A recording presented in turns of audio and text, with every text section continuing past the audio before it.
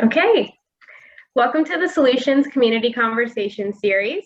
The Solution is a community action group that brings together community leaders and members to discuss issues affecting the Black community and to brainstorm and implement solutions and foster progress. Tonight, we have an esteemed group of panelists to discuss the topic, exposing white supremacist and extremist threats. Our panelists are Alex Friedfeld, an investigative researcher with the Anti-Defamation League, Joe Mallory, the president of the Cincinnati NAACP chapter, Jerry Primm, a political strategist and the founder of The Solution, and James Pash, the regional director of the Anti-Defamation League of Cleveland. And I'm your host and moderator, attorney Allison Smith Newsom. First, we'll go through a few rules of engagement for the event tonight, and then we'll go ahead and get started.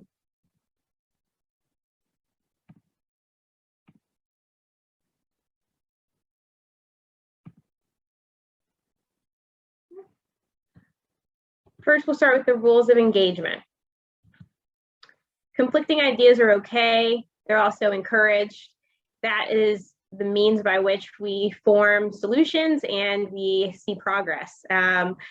We want to be respectful, but understand that everyone will be coming into this with different experiences and perspectives, and that's how we get the best and most fruitful discussions. There's an informal time limit on talking just to make sure that everyone is heard. No one idea should dominate the conversation, and we want to make sure that everyone has a seat and voice at the table. Forgiveness is the rule. We're all coming into this as allies, and we plan to leave this as allies. And generally, we're pooling our resources to get a solution.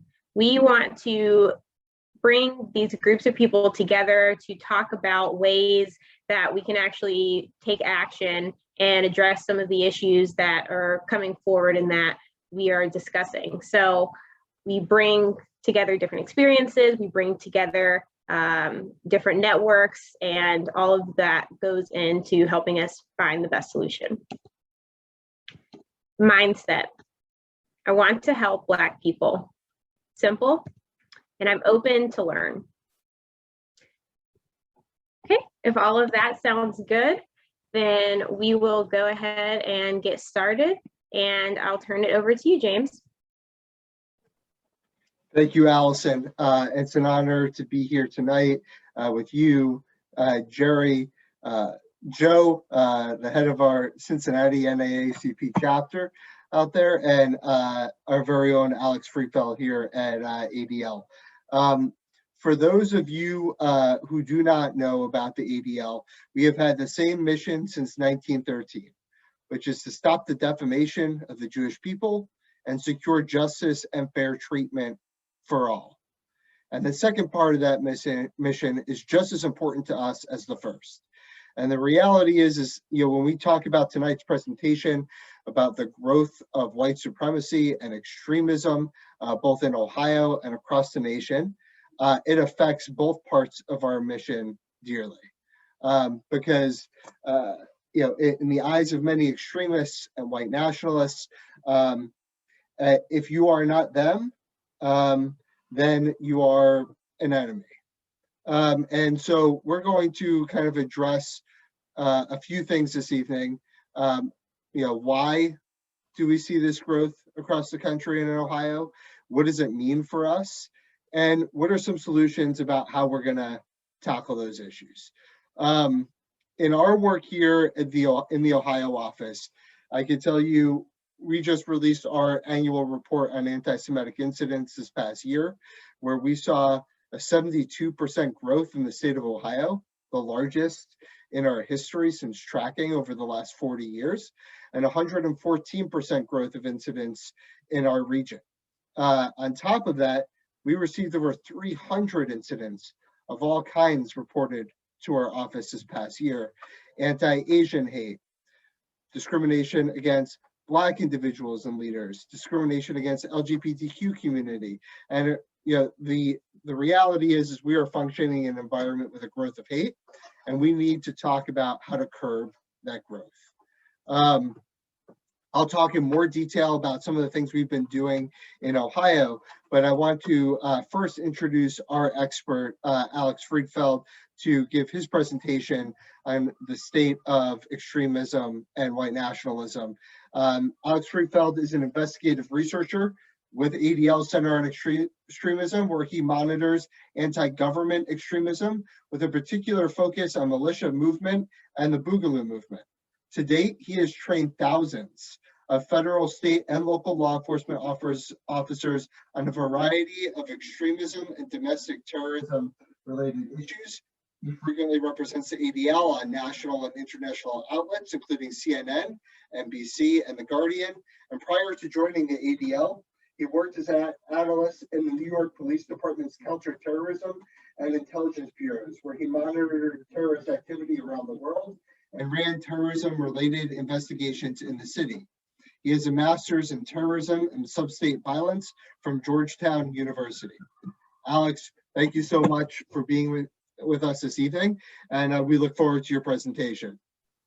Great, thank you so much, James, and thank you so much to the NAACP for this opportunity. I'm really excited to be here. You know, I'm not going to sugarcoat it. You know, things we're in a difficult point in history right now. If the insurrection has taught us anything, it's that we cannot, you know, ignore right-wing extremist movements any longer. They affect all of us, all of our communities, and they put us all at risk. And so tonight, I'm hoping, you know, that you guys will get a chance to learn a little bit more about, you know, the broad environment that we are operating in, as well as some of the movements and groups that are particularly dangerous in Ohio. So before I get into all of that, I just wanted to talk a little bit about what we do at the Center on Extremism. Let me just go ahead and share my screen right here. Just a quick thumbs up. Can people see this? Fantastic.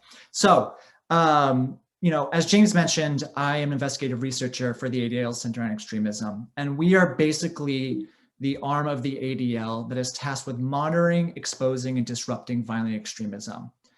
We track extremism from the far left to the far right, and our goal is not only to understand how extremists operate, meaning their real-world tactics and their exploitation of social media, but to find ways to mitigate and push back on these threats. And the way that we do this is we go wherever the extremists go. And we spend a lot of time essentially acting like flies on the wall, right? And looking at content like this with an eye to understanding what is motivating these guys, what's getting them riled up, but most importantly, what things they're planning for the real world, be it rallies or propaganda campaigns or criminal acts. What's remarkable about what you see on your screen here is really just how unremarkable it is. We see thousands of images like this every day, but that doesn't make it any less dangerous, because the fact is that these guys are consuming a constant stream of messages that tells them that there is a huge that there are huge problems in America, and the only way to deal with it is using violence. So, you know, even if 99.99% of the people reading this never act on the messaging, it's that last fraction of a remainder that can still have an enormous impact on our communities.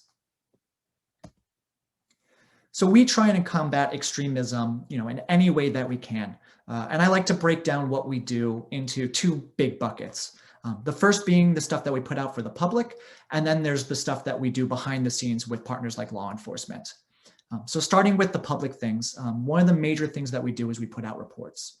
Sometimes these consist of highlighting trends that we see, like the internationalization of white supremacy, and sometimes they quantify the level of extremism that we are seeing, like when we count the number of extremist-related murders or the amount of white supremacist propaganda across the country. We also maintain the heat map, which is something that we launched in 2018. And it is a first of its kind interactive map that visually details extremist and anti-Semitic incidents across the United States. This tool tracks a variety of things, including things like extremist-related murders, terrorist plots and attacks, white supremacist propaganda, white supremacist events, and extremist shootouts with police. And it could be sorted by location, ideology, and date, right? So it's actually a really great tool if you're looking to understand the state of extremism today. So here you can see that across the United States, we saw almost 6,500 incidents in 2020. For perspective, that's an increase of a little less than 2,000 incidents since 2019.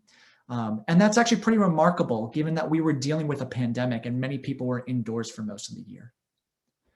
But you can also manipulate this map and zoom in a little bit closer to look at Ohio, where there were 180 incidents in 2020, which is up from 162 in 2019 and just 60 in 2018. For those of you who are curious, you'll see that there's actually one murder on there, and that was actually carried out by an Ohio Aryan Brotherhood Brotherhood member last March. And there's also an extremist related plot, and I'll get into that a little bit later. We also maintain the hate symbols database, which we started in 2000 as part of our effort to help track hate groups and help law enforcement, educators, and other members of the public recognize symbols that serve as a potential warning of the presence of extremists. Again, this is a pretty useful tool for anyone who comes across a symbol, a number, or really anything that seems off. And with the most recent update, we're now up to 214 symbols. So odds are that if you see something in your community, you can probably find it on our website if it does have an extremist network nexus. So those are the things that we do for the public. But unfortunately, in today's world with the boom in extremism that we've been seeing, it's not enough to just educate the public. And so part of what we do at the center is we try and disrupt extremists in any way that we can. One way is by providing private briefings on extremism and terrorism that are designed to help law enforcement understand extremist movements better and how to track them both in the real world and online so that they could be more effective in combating the extremist threat. But beyond that, we'll also share pertinent information and alerts with law enforcement on individuals or groups that we believe to be particularly dangerous to the public, whether it's a white supremacist in Pennsylvania who is making violent online threats targeting Jews and other minorities while also vandalizing his local community, or another white supremacist in Florida who the FBI arrested a few months ago for being a felon in possession of a firearm based off of information that the ADL provided. So, when we're talking about extremism, I think one of the good places to start, as with everything, right, is to define our terms. And so the question is, what is extremism, right? And you have a definition here, which is the one that we generally consider, that we use at the ADL. And the way I like to think about it, is there's two kind of prongs for extremism, right? The first is people who put out a vision for society that is, is wildly different from the norm, or goes wildly outside the bounds of what we would consider normal, right? So for example, if you talk to a white supremacist, they would put forward a vision of America where whites are dominate and they are on top and everybody else is subjugated beneath them, right? And so obviously that is extremist. But there's another way that we can track extremism, and that is through the means to achieving their people's political objectives, right? And so someone could have relatively moderate political beliefs, but their way of achieving it might go outside the bounds of what, again, we consider acceptable norm in society, right? So they may forsake the voting, or they may, say no to political activism, but believe that the best way to achieve their objectives is by the barrel of a gun, right? Again, even though their political objectives are moderate, their way of achieving it is radical, right? And so particularly in terms of this last point where we are looking at widespread movements, you can have a movement that is not, particularly extreme, but still has a fraction or a wing of it that does pursue a radical agenda or an extreme agenda, as it were. So just kind of to keep that, hopefully that will help, color the rest of the conversation in terms of what we think about when we talk about extremism. But I want to spend a good portion of this presentation looking at the broader threat environment that we are operating in before I start to talk more specifically about extremist movements and groups in Ohio. Because the fact is that the operating environment has changed radically in the last few years. And we are now operating in a new world where predicting where threats are going to come from is far more difficult than it's ever been before. And I believe that we need to expand our view beyond focusing on traditional extremist groups or movements in order to deal with this, right? So take, for example, the insurrection. This was an attack on the fundamentals of our country. And yet only about 20 to 25% of participants showed any extremist affinities or affiliations, right? And what that means is that about 75% of those involved in the attack were seemingly ordinary Americans who decide that violence was an appropriate means of achieving their political objectives. And this is something that we have been watching increase over the last few years with lone wolf shooters or people pushed to criminality by extremist ideas after radicalizing on their own. And it's clear that this is a dangerous phenomenon that isn't going anywhere. And in fact, it's likely to get worse as extremist movements, opt to decentralize in the face of increased public and legal scrutiny after the insurrection. And so one word that I'd like to start with, kind of your word of the day, if you will, is stochastic terrorism. This is a phrase that I came across, a few months ago, and ever since I've seen it, I really think that it really helps to explain this operating environment that we are currently exist in, right? So stochastic terrorism is the public demonization of a person or group resulting in the incitement of a violent act, which is statistically probable, but whose specifics cannot be predicted, right? That's a lot to say. Basically, or rather the way that I like to think about it, just to kind of simplify it a little bit, is that essentially we are operating with a storm cloud above us, right? This extremist storm cloud. And we know that there is going to be lightning at some point, but we don't know where or when it's going to strike. And here's the process, through which this happens, right? You start with people espousing demonizing or violent rhetoric that frames the world in a way where if you believe the story that's being told, then you'll feel the need to act to right whatever wrongs you believe are occurring, right? Even though no one is explicitly telling you to do so. So for example, someone may spend all day consuming anti-government content online, right? That tells them that President Biden and the Democrats are satanic pedophile tyrants trying to destroy the country. And then they hear elected officials, right? People that they trust making similar accusations about Democrats and saying that they stole the election as part of this nefarious plan. Right? And if you believe this story, it's almost incumbent upon you to act to save your country, even though no one's explicitly telling you to do so, right? And the same thing could be said, for example, about people who are consuming content about Black Lives Matter. I mean, I can't tell you how many times on far-right extremist message boards where they portray the movement as a Marxist insurrection designed to, destroy America as they know it, right? And so someone may read this content day in and day out, see a Black Lives Matter protest, and then decide to drive their vehicle through it, right? Because they believe that that's what is necessary to, to protect their community or protect their country, right? Their mind has been warped by the stuff that they are reading, and they are now acting on it in the real world, right? And that's the challenge with this. There's no way to know which consumer of this messaging is going to follow through and act. But the odds are that someone will. And so while on the surface, the resulting act of violence may look random or the work of a lone wolf, in reality, it fits in with the broader messaging that is happening across our society. And of course, like most terrible things that we're dealing with, this is being enabled and fed by the internet, and in particular, social media platforms, right? So as a result, it's important to understand where these online spaces are and how they are enabling ordinary Americans to radicalize, right?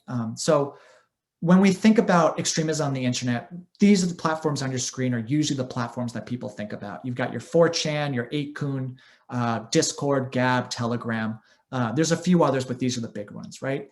And these spaces are popular because they're usually anonymous, which means that people are free to express hate without any blowback.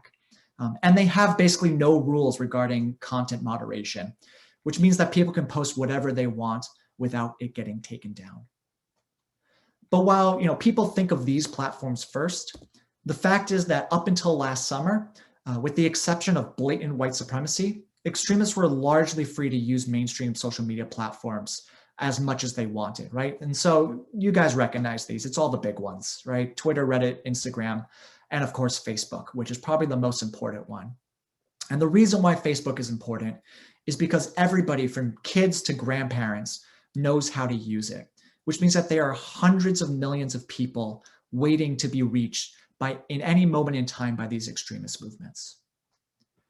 And so unsurprisingly, right, one could find hateful and violent content like this pretty easily on Facebook and other mainstream social media platforms until recently. Things first started to change last summer in the wake of the Boogaloo killings in California, as well as the Rittenhouse shooting in Kenosha. And it only accelerated in the wake of the insurrection, to the point where now these social media companies are basically shutting down any extremist page or space that they find, leaving these guys without a home. And so as a result, these groups have started to look for new safe harbors, and that has led them to secondary and even tertiary spaces like the ones you see here. Some have been around for a while, but just weren't popular for a variety of reasons, while others are relatively new and were largely created to cater to those who got kicked off of extremist platforms, or rather got kicked off of mainstream platforms. The good news is that extremists haven't been able to form the same tight-knit communities that they had before to spread their message and get recruits. But the problem is with these platforms is that they have little to no content moderation. And so they create these echo chambers where people can get radicalized by the conspiracies and violent rhetoric that are all over these spaces. Unfortunately, though, stochastic terrorism isn't the only thing that we're dealing with that's making dealing with extremism difficult. We are trapped in a cycle of violence that keeps perpetuating itself. And unfortunately, we can't seem to break it, right? I mean, one can easily imagine a society where after a violent incident, we all collectively hit pause, figured out how it happened, and then do whatever we can to make sure that it never happens again, right? So for example, right, I mentioned before, if someone attacked a Black Lives Matter protest because of the messaging that they are reading online, right? We could then, figure out what channels are pushing those lies out and then address them so that other people don't fall prey to it, right? But unfortunately, that's not what's happening. And instead, those responsible for the violence are deflecting the blame, allowing the cycle to start again, right? So I've come up with this kind of crude flowchart that I hope that explains this concept a little bit. So you start with conspiracies that frame events in the most extreme way and can be excellent tools to getting people riled up and push them to act, right? Especially if they activate a sense of grievance or danger. And we saw this all throughout 2020, whether it was the COVID lockdown protests or the backlash to Black Lives Matter protests, or the unrest we saw in the lead up and following the election, right? These conspiracies then often lead to violent rhetoric, right? Because they frame things in an extreme way and often create a villain or opponent, even if there really isn't one, right? But if you believe that someone is responsible for bad things happening, then the idea of taking actions to stop it becomes less crazy. And the higher the stakes, the more that extreme measures suddenly become plausible, right? And so unsurprisingly, this mix of conspiracies and violent rhetoric doesn't just stay online or go away when you turn off your computer. It can and does produce violent action, be it violence against Jews or Asian Americans based off of coronavirus conspiracies, or a group of militiamen plotting to kidnap a governor because they believe she was trying to impose tyranny. And then the most important step comes after that, right? After these acts of violence, you have people trying to reframe the narrative, right? And this can take a few different forms, including labeling violent incidents as false flag operations carried out by paid actors, reframing the actions of the perpetrator in a way that makes them sympathetic, right? Essentially turning them from a victim, or rather from turning them into a hero or a victim themselves. And when all else fails, they'll just say it wasn't them, right? They'll blame it on Black Lives Matter or on Antifa or on other leftist agitators, right? All of these narratives keep the right from understanding their role in violence and prevents us from pursuing changes that could reduce the violence in the future. And so the cycle just starts again. Now, normally I show how the cycle played out over and over throughout 2020, and you can do it with the lockdown protests, you can do it with the Rittenhouse shooting, you can do it with a whole number of things. But in the interest of time, I hope you'll trust me, and I'm just going to explain it using quickly the insurrection as an example, right? So you start with conspiracies. Between November 3rd and January 6th, one couldn't read an extremist message board without seeing posts alleging that Biden had stolen the election and that Trump would eventually be vindicated and given another 4 years in office, right? These conspiracies activate a sense of grievance, this idea that something was taken away from them. Again, a very powerful motivator. And over time, these conspiracies eventually morphed into some saying that the Biden administration was a Chinese agent or sent by globalists to destroy America. Again, raising the stakes of the moment. Unsurprisingly, with this framing, extremist sites were quickly awash in violent rhetoric.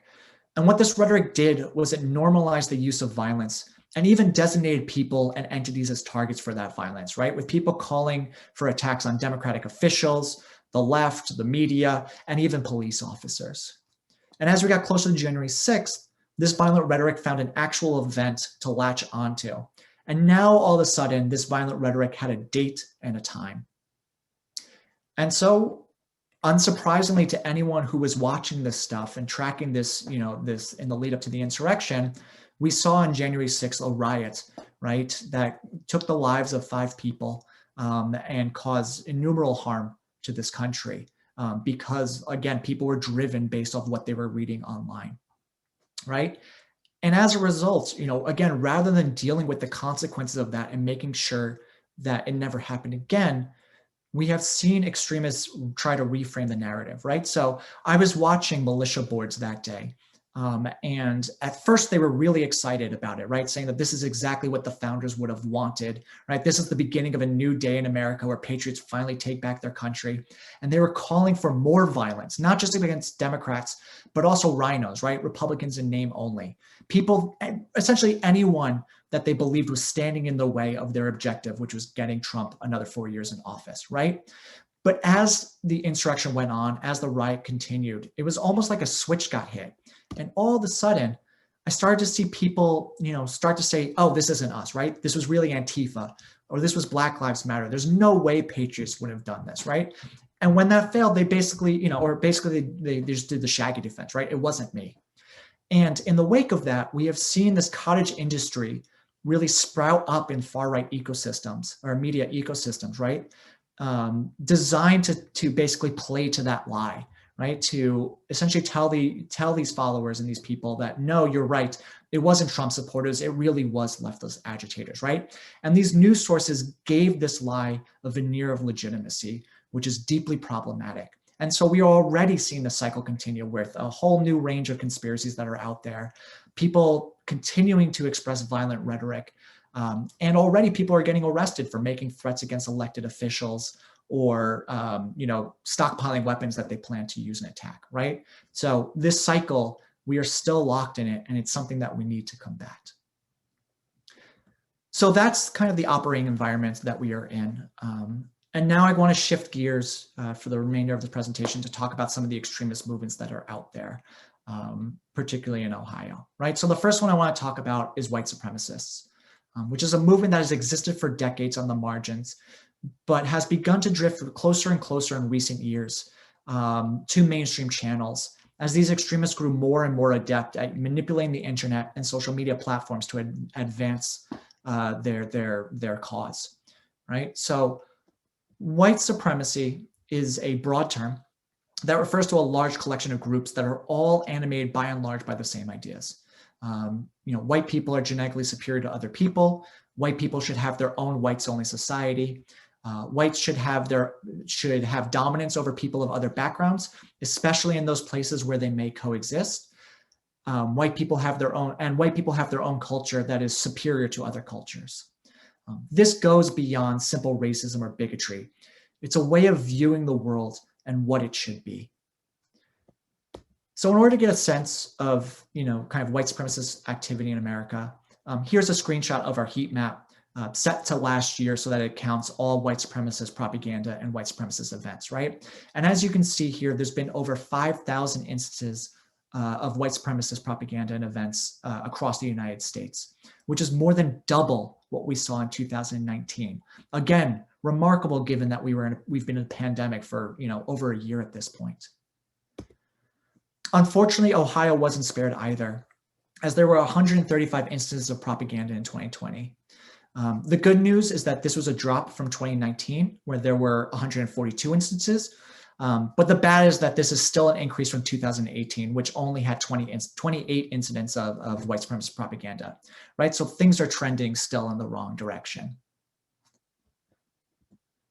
Unfortunately, the white supremacist threat keeps morphing, and it isn't happy with just propaganda, right? So here's something that we've just started tracking this week, and that is the Anti-White Watch. This is a website that was started recently that is essentially the dark mirror version of our heat map or the Southern Poverty Law Center's Hate Watch program. In their words, it's a website dedicated to documenting bias, policies, hate, and violence directed at ethnic European people worldwide. And to that end, it has a database that tracks alleged anti-white incidents with a particular focus on alleged violence done by non-white perpetrators. It also tracks alleged hate crime hoaxes, right? Incidents that those on the right believe leftist actors either inflate or fabricate in order to stoke racial tensions for their own purposes or to cast white people as racist, right?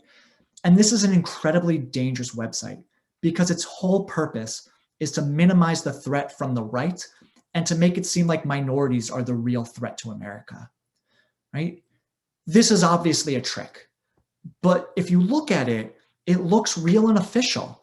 And if someone were to unknowingly stumble across it on the internet, they may actually believe the lie that these guys are telling, right? And this feeds the stochastic terrorism that I was talking about before, because now they'll view minorities as a threat, right? And we unfortunately know that this story of minority on white crime can be a very powerful motivator because it's the lie that pushed Dylann Roof to commit his horrific murders in Charleston just a few years ago.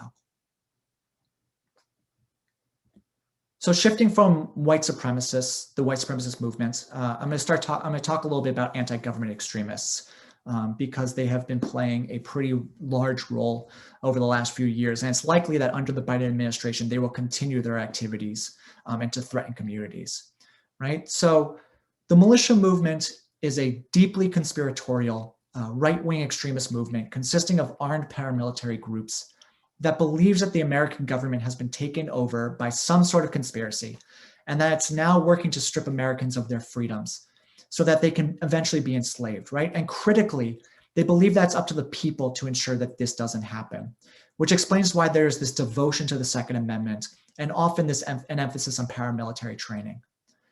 It's important to note that we do not consider militias to be inherently white supremacist, and one can find people of color who participate in it.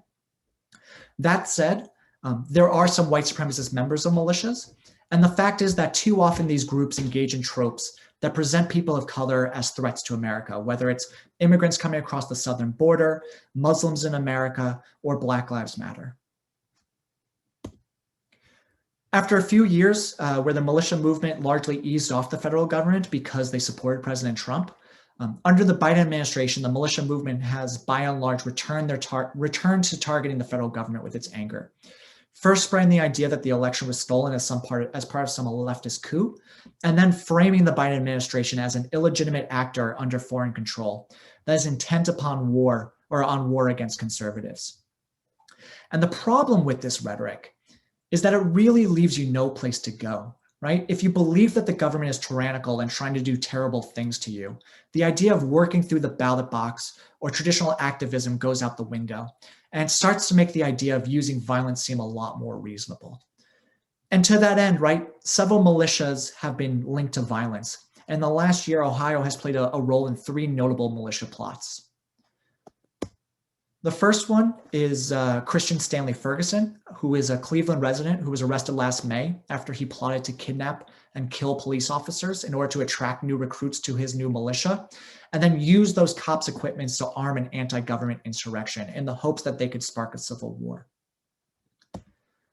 Then in October, 14 men were arrested for plotting to kidnap and execute Michigan Governor Gretchen Whitmer because they believed that she was planning to use COVID to impose tyranny. Though these guys were largely from Michigan and Wisconsin, one of the first meetings that they held was in Dublin, Ohio. And then most recently, you have Jessica Watkins and Donovan Kroll, 2 Ohio-based Oath Keepers who were also part of the self-proclaimed Ohio State Regular Militia. These were the first Oath Keepers arrested for their role in the insurrection, and they are now facing conspiracy charges for their actions on that day, meaning that authorities believe that they didn't get caught up in the moment, but instead went to the Capitol with violence on their minds. Right? And these cases show that even though a lot of the conspiracies that these guys, believe seem ridiculous, they could be powerful motivating factors in terms of getting people to act in the real world. Next up, we've got the Boogaloo movement, which is the most recent, entry into the anti-government space.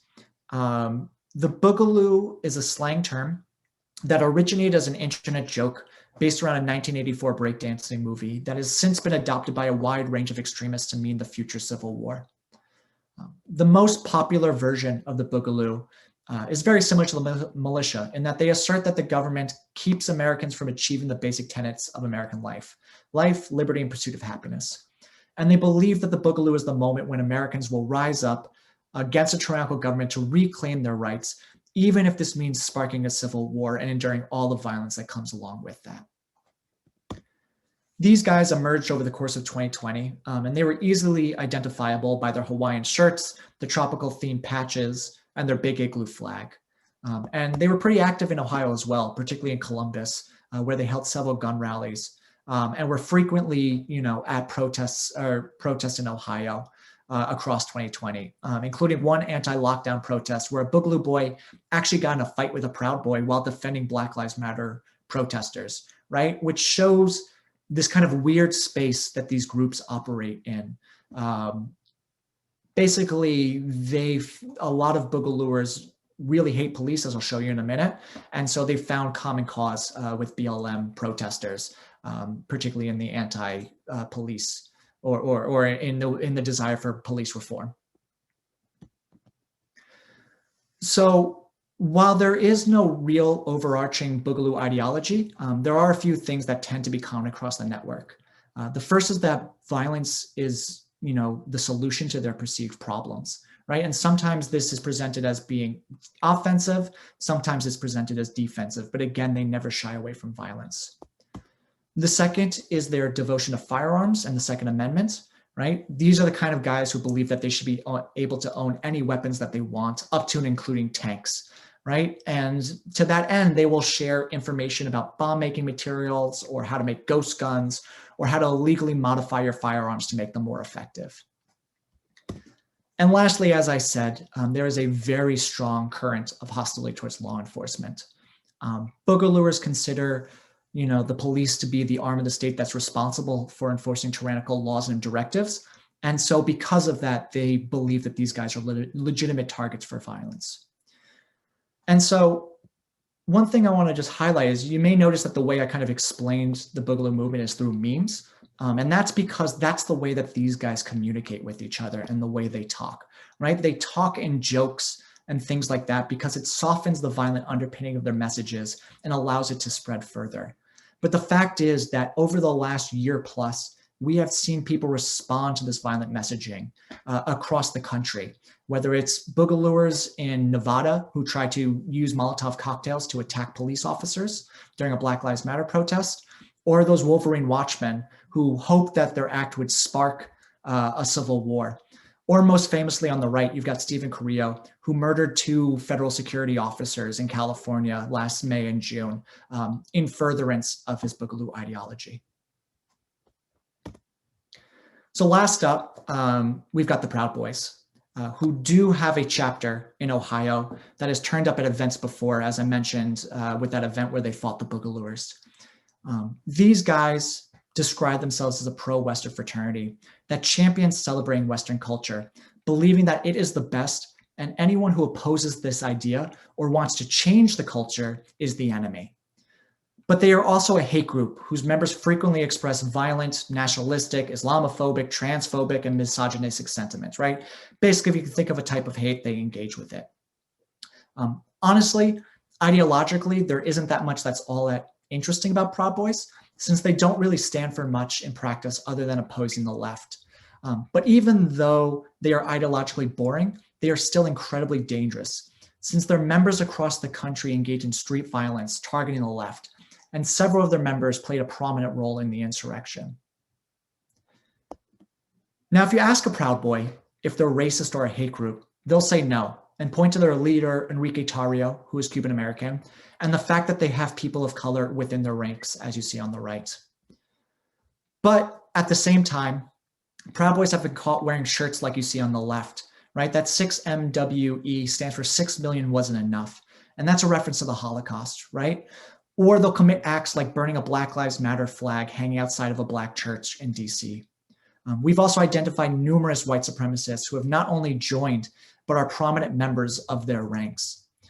And what's clear when you look at this group in the totality is that groups like the Proud Boys are willing to embrace racists, anti-Semites, and bigots of all kinds, as long as they subscribe to the superiority of Western civilization. But the reason that I bring this up is to illustrate that you need to look beyond just who are in the ranks of these groups, because they're often aware that having an all-white membership looks bad, right? And so they will use their members of color as a shield against accusations of racism and bigotry, even though functionally they often act in racist and bigoted ways. I mean, let's bring back that photo before that I showed you before, right? If you look at that image on the right, they're all flashing the okay hand gesture, which in the extremist context means white power.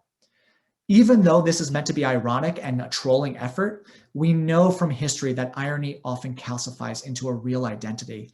And to that end, we are watching one of the major Proud Boy channels increasingly engage in white supremacist rhetoric, which raises the possibility that the group as a whole starts to embrace this really dangerous attitude. So that's a lot of information that's a real bummer. But the fact is, you know, there is things that we can do. You know, one of the things that that everyone can do right now is to go online and to sign up and support the ADL's Protect Plan.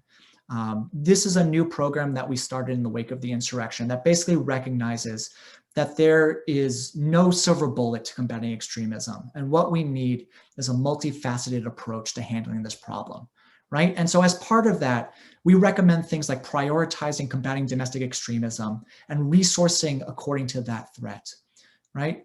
We want to push elected officials to ensure that extremists cannot get into government service, where they have the opportunity to marry their dangerous ideologies with power and to potentially, you know, use that to disproportionately affect minority communities, right? And we also want to keep pressure on social media companies to ensure that they continue to deny extremists safe haven and prevent them from being able to get back on platforms like Facebook, where they can once again spread their messages of hate and use that to raise resources and gain recruits, right? You could also report any type of hate or discriminating incidents or propaganda or really anything that you might think may be extremist to the ADL so that we can help support your community and help protect it. And then lastly, right, a lot of this is about education. It's about helping people learn how to recognize extremism in their community and learn the tricks that extremists are trying to use to convert more people to their cause, right? So please share our resources that are out there. They're there for everyone's use so that we can help combat extremism in any way that we possibly can. Because the fact of the matter is, this is a serious problem that's going to require a societal level, you know, approach to it in order to ensure that we can contain it and make sure that it doesn't affect our communities. So I will stop there. James, do you want to say anything, or do you want to just take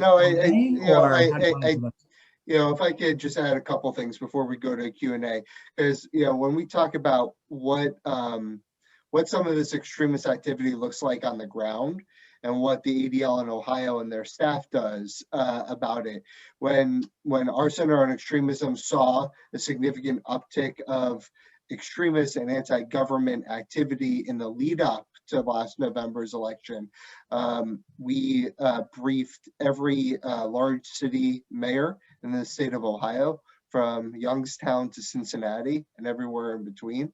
Then we briefed Governor DeWine and his chief of staff and the public safety director for the state of Ohio and his staff, just to give a really important lay of the land of everything that we were seeing on the ground so that they could be prepared.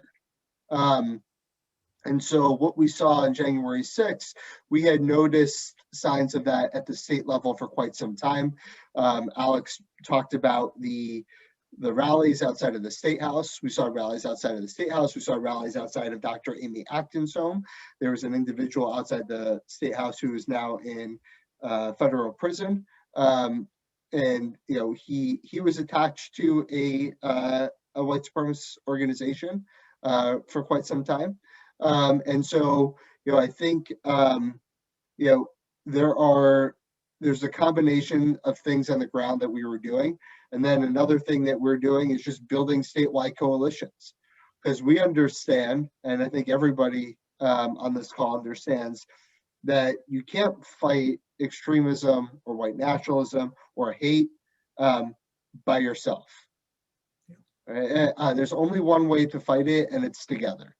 I talk about that continually with Joe on this call and with Jerry, and to me, whether it is an increase in hate against our Asian brothers and sisters in the wake of COVID, whether it's an increase of discrimination against Black Ohioans and Black Americans, whether it's an increase in anti-Semitism, they all coincide with one another. And when there's a rise of one type of hate, the other types of hate are soon to follow. And so the only way to combat it is to have a strategy across the board and to work together. And that's a large part of what we do, and we're going to continue to do. And we're going to keep building those bridges, and we're going to keep sharing information with each other, because at the end of the day, there's a lot more people like us than like them.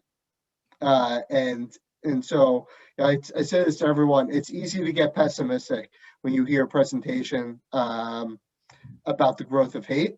But at the same time, please know that a lot of people I talk to, myself included, have never been more optimistic about our ability to fight back and solve. Because there is a mass amount of people on the other side that are pushing and pulling in the same direction. So I just wanted to say that, and would love to turn it over to Allison and to Jerry and Joe from either questions from you or questions from the audience. Well, I'll certainly jump in there. There was an article that came out today that the administration was going to look at how to curb extremism in law enforcement. And I believe last year there were, or maybe not last year, but there were other articles that said that there were a lot of law enforcement extremists, if you will. Can you speak to that or talk to that at all? Absolutely. So yes, I mean, everything that we see, I mean, well, I think it's, first of all, it's important to remember that within the hundreds of thousands of law enforcement, there are not that many extremists that we have found, right? But the fact is that even one member of law enforcement who's extremist is deeply problematic, right? Because when you give someone a badge, right, you are imbuing them with power and responsibility to protect their communities. And the fact is that their association with extremist movements basically makes it impossible to know that they are doing that, right? And whether or not they are abusing their power or not. And so that is something that we are deeply aware of, and we are working right now on trying to figure out how to track. But the fact of the matter is, we actually don't have a qualitative study that understands just how widespread this threat is, right? So step one, and it's part of our PROTECT program, is to push these law enforcement agencies to conduct a study so that we can get a sense of just how far the extremist reach is within these ranks is, so that we can start to design policies and programs to address this problem and ensure that extremists are not able to carry a badge where they can affect anyone that they might hate or have biases against.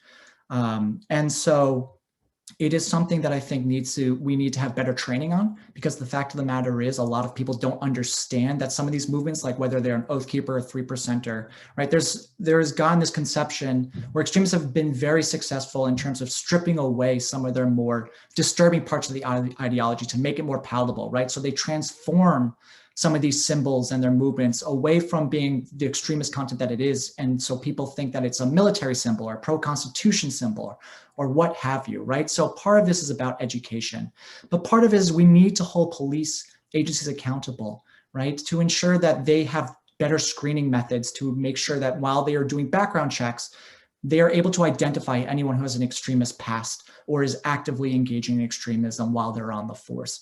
And then once they are removed from their duty, we need to make sure that they aren't able to get rehired in other places, that they can't just get transferred over to a new police precinct or move to another community where they can continue to, operate with a badge while still, being motivated or driven by extremist ideologies, right? So this is absolutely a problem that we have. And the first step is to quantify it so that we can deal with it. Because right now we're operating blindly.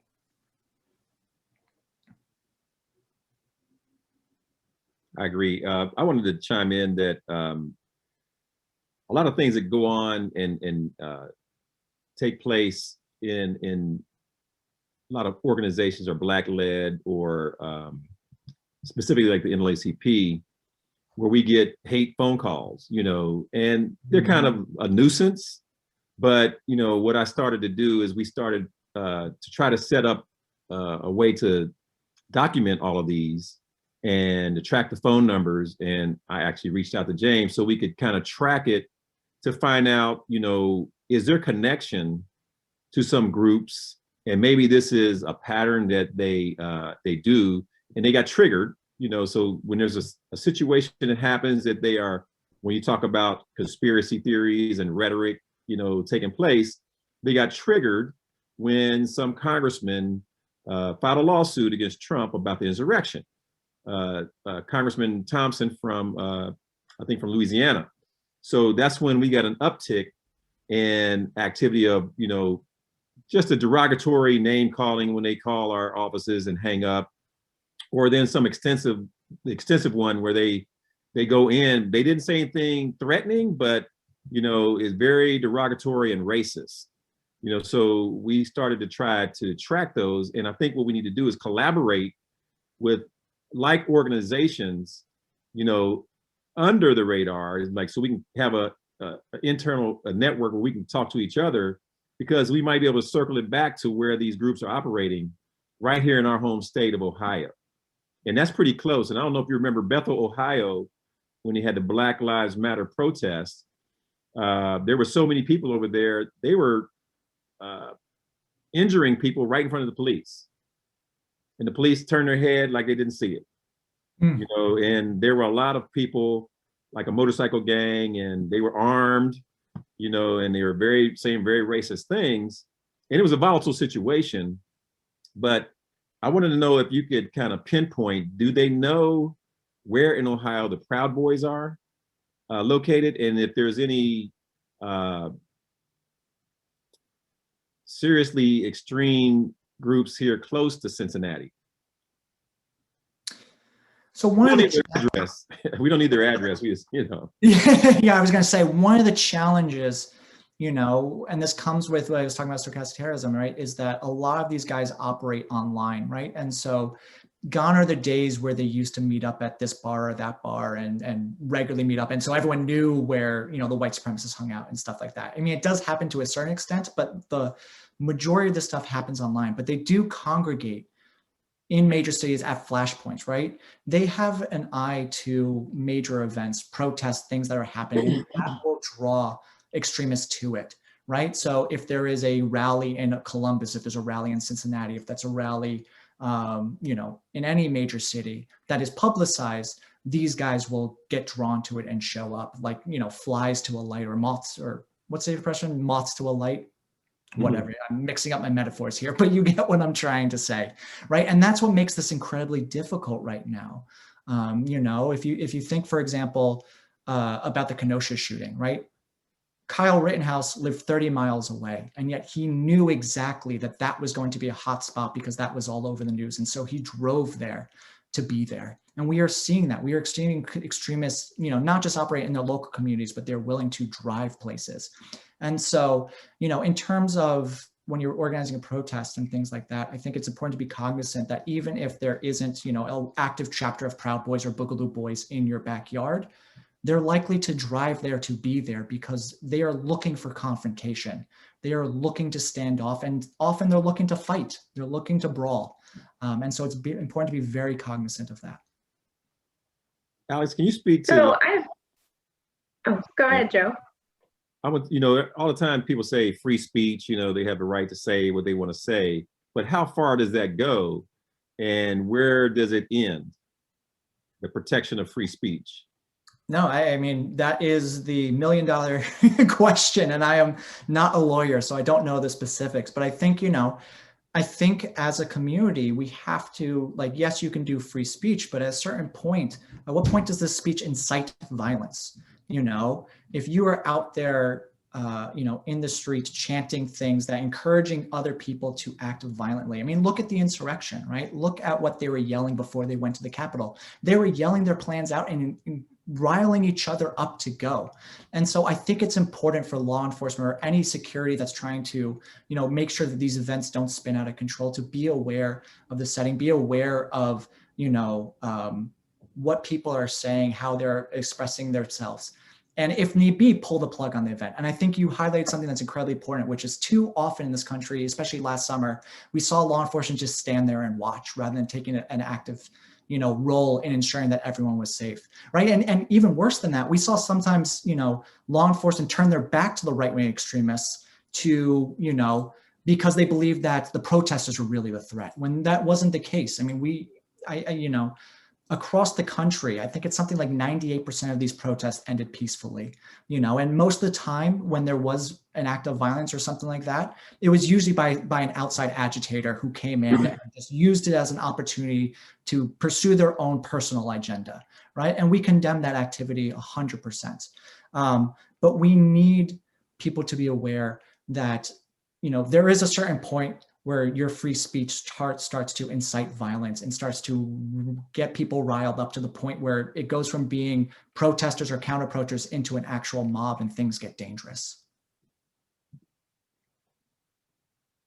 And on that point, I like your recommendation, Joe, of maybe having a database with community groups like the NAACP and the Anti-Defamation League, where you track some of those hateful comments or threatening calls, because where the law may not allow action at that point of a threat, you can start to track or target groups and just promote and maintain safety that way. If you already do have the partnerships that the center sounds like they have with law enforcement, as you start to collect that data. And on that point, I wanted to ask Alex if the center's work is focused in Ohio, or if this is something that's a national campaign with the Anti-Defamation League. Is the Center on Extremism present in multiple branches across the country? We talked about these different groups and movements being nationwide, and of course also international. So does the center have branches or expand outside of the state? Yeah, absolutely. So we are nationwide. So I am actually currently based in Connecticut. I will be moving to New York. I'm actually in my parents' basement, which is why I apologize for the mess behind me. I just moved back this week and I'm still a little bit in transition. But yeah, no, we are nationwide. So I personally cover, right now I'm covering kind of the Midwest region as well as New England. But one of my colleagues will be taking over the Midwest region. But we cover the entire country because we are very aware that extremism, doesn't care about state lines, doesn't care about city lines, doesn't care about even about, like you said, national lines. It goes everywhere. And so we have a full focus across the country to better understand what's happening. And then we drill down, obviously, in each state as best as we can to understand the local dynamics, right? Because this stuff often happens in two tiers. You get the, national dynamics, where you have thought leaders who are encouraging people to do things, and like I talked about in the presentation. But then often a lot of the activity is directed by local actors, small cells of people, particularly in this day and age where people are decentralizing because they don't want to attract law enforcement attention. So there'll be small cells of 3 to 8 people, maybe, who, meet on their own away from prying eyes. They talk only on, Signal and things like that, so no one can see them. But often they'll post on social media and alert, because they sometimes want to make themselves known. And so we do our best to kind of understand these local groups as well, and how they play into the national environment, and how the local affects the national and the national affects the local. But we are all over the country with a full national view. And Allison, I'll follow up and just say, when when I respond to incidents in Ohio, depending on what it is, I'll work with different people on the Center on Extremism, depending on their levels of their areas of expertise. So sometimes it's with Alex, sometimes it's with one of our researchers here in Columbus, sometimes it's with one of our researchers in Atlanta. It really could depend on, it's on what group of individuals I'm looking into or what type of incident. And then there are people in the center with different areas of expertise that I rely on. And we had some questions in the chat that talk about different means of intimidation. Would negative attention or attitudes towards people with mental illnesses or the homeless or people struggling with addiction also fall under the work that you all are doing? And do things like attempts at voter suppression fall under the center's work, or is it more focused on violence and attacks on, racial groups or ethnicities? Mm-hmm. So we at the center don't usually track those things, although we work closely, as James mentioned before, especially around voter suppression. We work closely with our policy partners in the rest of the ADL in order to help inform lawmakers, especially in the lead up to the election, to make sure that we were combating these efforts. Particularly, there was a lot of concern in the lead up to the election about extremists or even ordinary Americans, right, or showing up with guns or trying to intimidate people. And we worked very closely with, like I said, elected officials as well as law enforcement partners to ensure that they were aware that this was happening or was likely to happen, and to prepare them for that moment if someone did show up. Thankfully, there weren't that many instances of on the ground actual intimidation. Obviously, we are watching across the country efforts to change laws to suppress votes, right, which is deeply problematic. We at the Center on Extremism don't usually handle that, but our colleagues throughout the rest of the ADL absolutely do look at that. Our civil rights, we have a strong civil rights program that is dedicated to handling all sorts of issues like that. So, and I'll follow up and say, on the ground here, those are issues that we care deeply about, and regional directors like myself absolutely get involved in voting rights issues on the ground. And I understand that there is a current push in our Ohio legislature to introduce laws that would suppress the vote. I will get involved. Our organization will get involved. Our office will get involved. We will work with all interested parties. I am sure that there are many interested parties on this call right now, and I believe that myself and Jerry and Joe and organizations across the state are going to work day in and day out to ensure that that we advocate for expanding access to the ballot and never disenfranchising people from voting, period. And if I can interject with regard to the questions about voter suppression, I can say the NAACP from a national standpoint and a local standpoint is adamant about fighting that battle all day, every day. And they spend millions of dollars to make sure it happens. Also here locally in the state of Ohio, we have an awesome organization that's headed by a friend of mine, Kayla Griffin. All voting is local, and I encourage you to look that up because they are a very good resource with regard to, that's all they're set up to do, is just to fight voter suppression. And she's an awesome person, her and Ife Olu across the state. So I think we have time for one more question. I'll try to combine similar ideas that I'm saying. So does the center publish groups or work that you're tracking that's concerning, so that citizens could kind of keep police accountable if they're not responding to concerns about possible threats or attacks on protesters? And are there any local events that the community could participate in to help, support this work?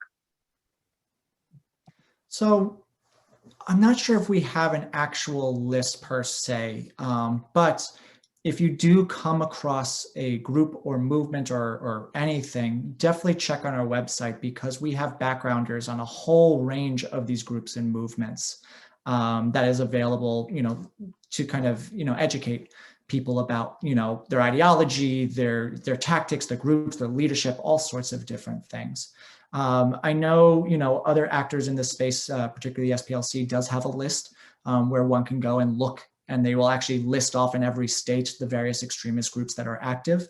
And so that's also another place that you can go to get a resource for, if you do come across something that you do find concerning. James, do you know of any events that are locally planned in terms of, ways that people can support us or, support the mission?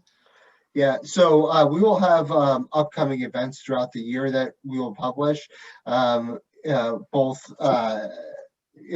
more towards the fall, where I hope maybe some in-person activities will come back to life.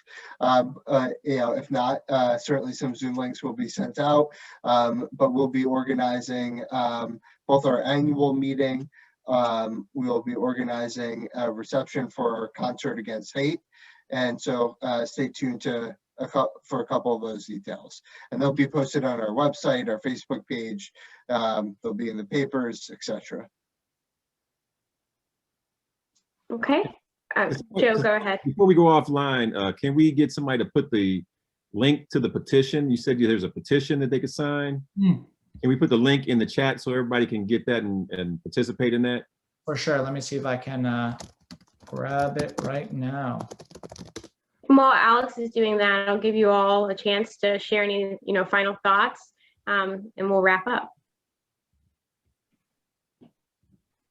And also, go ahead. Go for it, Joe. I was saying also put the website for the ADL so people can just have that in the chat as well.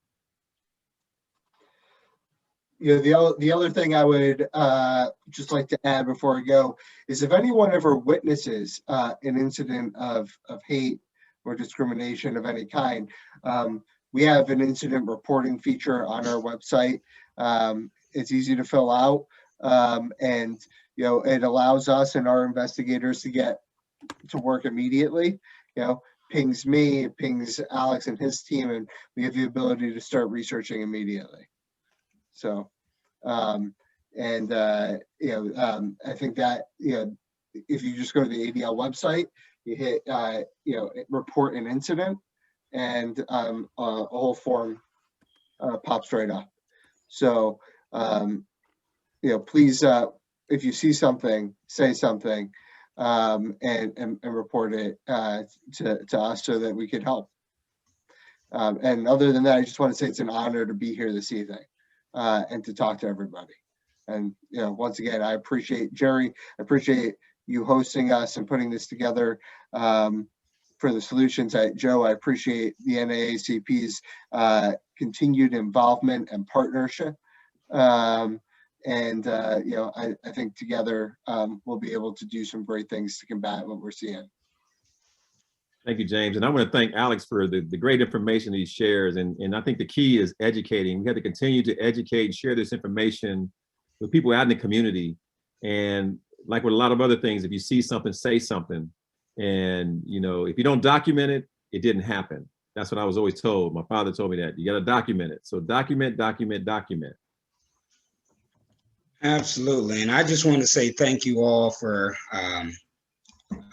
participating in the solution today, and thanks to everyone who's watching via the Zoom link, as well as those who are watching on Facebook.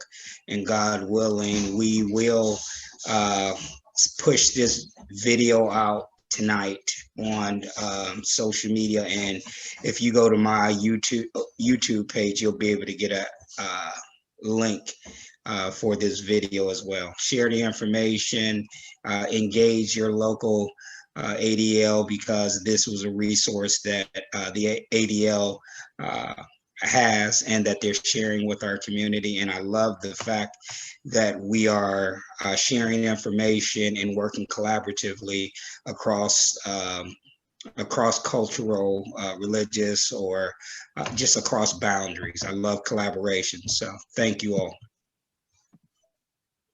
Thank you, Jerry. Thank you. Yeah, thank you, everybody. This was really great. Thank you. Thanks to everybody out there for tuning in. Yeah, absolutely. All right. Have a great one. Have a good one, everyone. See you all.